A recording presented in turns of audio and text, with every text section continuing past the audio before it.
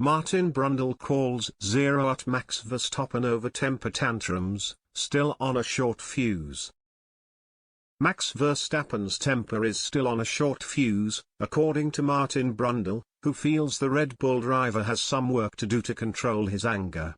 Verstappen moved above Charles Leclerc to the top of the Drivers' Championship at the weekend after his win in Barcelona. It proved to be a testing drive for Verstappen as a spin into the gravel trap at turn 4 on lap 9 dropped him down to 4th and behind George Russell. The young Brit, driving in a much improved Mercedes, was keeping Verstappen at bay with some strong defense while the reigning F1 world champion had no DRS to make an overtake. Verstappen pitted after eventually making his move on Russell, with Leclerc then forced to retire from the race with a power unit issue.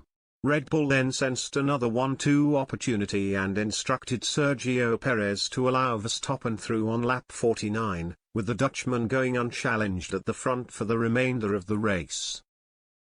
Verstappen was clearly delighted after the race as he stood upon the podium, but he sent a number of frantic radio messages to the pit wall during the Grand Prix. When the DRS was not working, Verstappen went on an expletive rant calling out the team's engineers. He said, "Where is the FDRS? You can't even make a FDRS." Brundle feels as though Red Bull's reliability issues this season have played into Verstappen's anger at several race weekends. And the Sky Sports pundit also believes the 24-year-old hasn't fully tempered his short fuse from earlier in his career. Max's 24th victory, matching the great Fangio, wasn't his finest, partly due to a malfunctioning DRS rear wing flap, also a trip through the turn 4 gravel when a gust of wind caught him out, and furthermore twice being let through by teammate Sergio Perez, Brundle wrote for Sky Sports. Max was clearly angry on the radio at his team when the DRS wouldn't work, which was hindering his passing of the ever-impressive Russell in the Mercedes. This tells us two things.